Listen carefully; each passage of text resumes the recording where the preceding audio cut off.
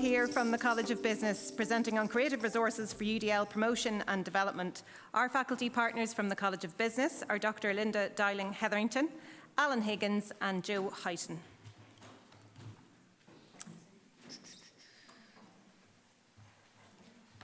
Okay.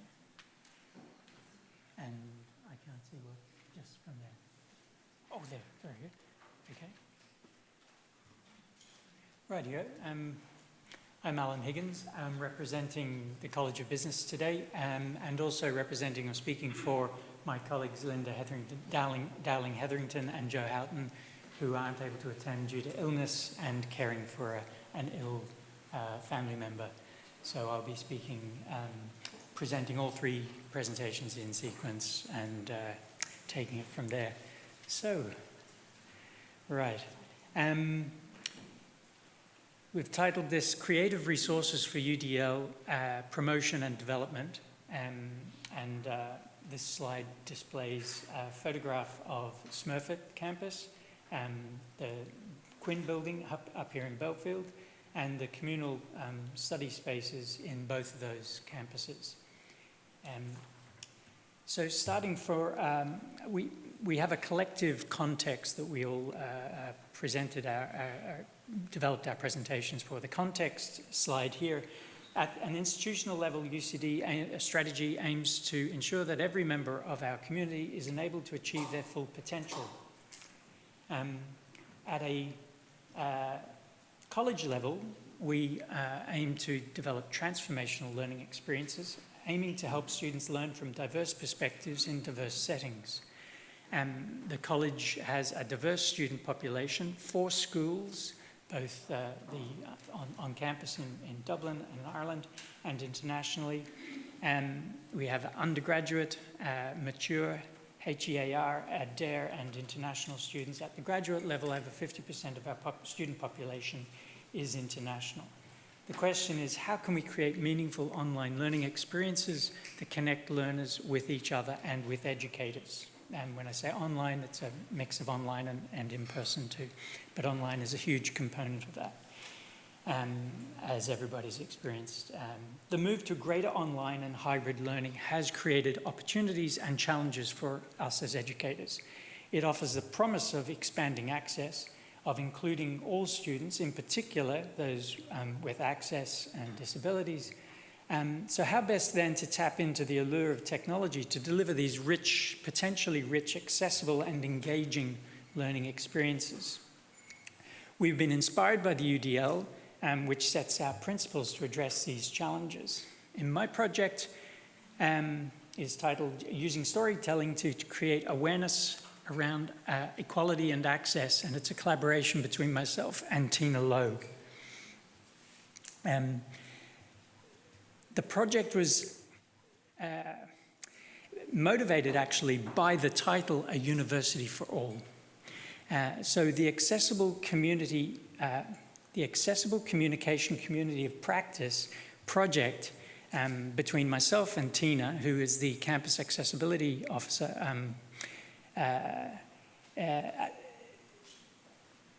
the aim, the idea was to develop a learning channel for students and faculty to create a sustainable, open and accessible teaching resource by engaging with UCD community and civil society. So the aim was to create a learning resource for highlighting and raising awareness about access and inclusion, its issues and innovations. So in addition, in a sense, additional to the sort of subject matter content that we'll deal with. So it's a very human thing to be drawn to stories, and conversations open a space, a place to articulate subtle but significant insights. So we devised a podcast to serve a community of learners and build a learning resource of conversations about access and inclusion in the university and wider afield. So we thought that these would be conversations with people for whom access and greater access and inclusion means being able to fully participate in the university. There would also be conversations with those who support them, experts, agencies, academics, designers, practitioners, friends, and family. The deliverables of this project were a podcast titled The Blind Spot with Tina Lowe. So Tina, sitting up the back of the auditorium here today, is the host, and we recorded 12 episodes, including a trailer, that covers all of this sort of area, from accessible environment to the built environment to supports and so you can see by the slide here, it's just a snapshot of those episodes and the titles for those episodes. So the challenge for educators in dealing with these topics, engaging with access, inclusion, equality and diversity, is that they are, in a sense, very broad topics, hard to pin down. There's a lot of them. Their impact on people is often unseen, yet it's pervasive, invisible to others, yet it's impactful and confronting to the person as you experience it. So how do we make those issues real for an audience of learners? The beauty of a podcast, we felt, was that it feels like a one-to-one medium. Among the reasons for choosing a podcast as a format for capturing these stories was that as a means of representation, audio, like radio, doesn't necessarily demand your full sensory attention. Like radio, it can be consumed actively and passively. It is a powerful alternative to video, as the spoken word has on its own can work actively and subliminally as a medium for learning. So pragmatically, also Tina, who is blind, is the perfect host for this because, in a sense, audio is her world. Tina's objective for The Blind Spot was to highlight her lived experiences since losing sight. And she's worked extensively in the field of accessibility, so she's got an amazing contact list of people that she can draw on to talk about these issues.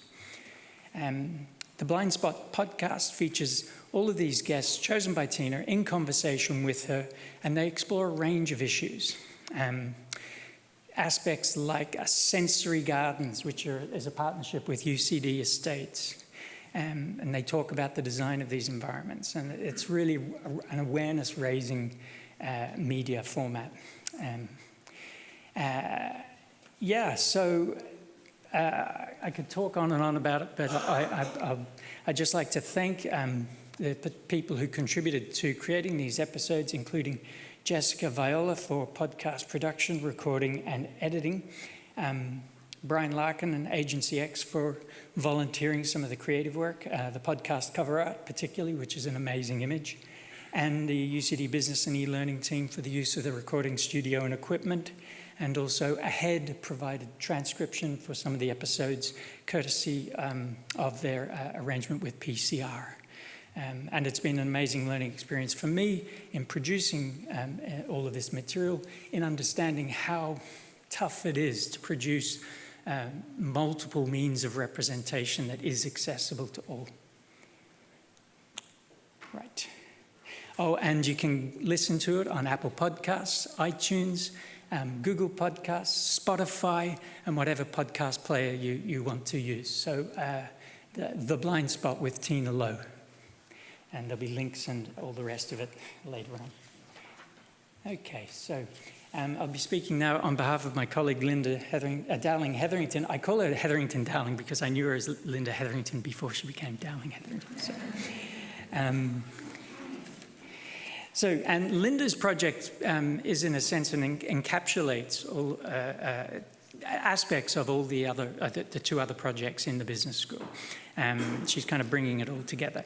So Linda's focus over the last year has been on broadly raising awareness among College of Business colleagues about what is meant by UDL and providing suggestions for simple things that colleagues can do to make their teaching and assessment practices and module materials more accessible. So you see a summary on this slide of three areas: professional development, curated resources, and the +1 approach. Under professional development, she's addressing promoting the national rollout of the UDL and has encouraged colleagues to take up that training, and will be facilitating the national badge, I think, at the end of this year with myself. And Joe Houghton, who's also part of the project, has already facilitated one of the national badges most recently. Developing curated resources, Linda has included developing, capturing practical and helpful resources for faculty, sharing stories among themselves through video, so it's an accessible and persistent resource for everybody, about how to embed UDL into modules. So these resources are housed in the new Teaching in Area Learning and the College of Business area on Brightspace. And then the +1 approach you've heard of already. A range of resources were developed in communicating with the rest of the faculty on a weekly basis, a series of +1 tips to change our teaching practice, to move people on, to inspire people to. So as part of that, the UDL Tip of the Week was introduced in the college memo, and a series of videos were produced featuring faculty and staff talking about their experience on completing and participating in the UDL, why they undertook it and how it has helped them.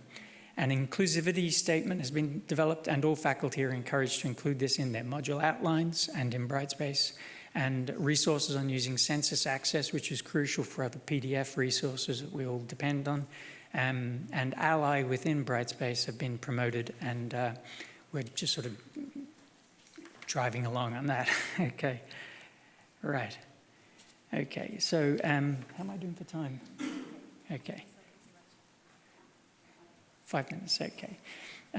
So phase 2, so Linda's looking to the future on this, and over the next 2 years is seeing a more targeted approach, reaching out to program directors and module coordinators and trying to drive in a systematic adoption of UDL within programs. So areas to look at there include the assessment calendar, working with individual module coordinators, including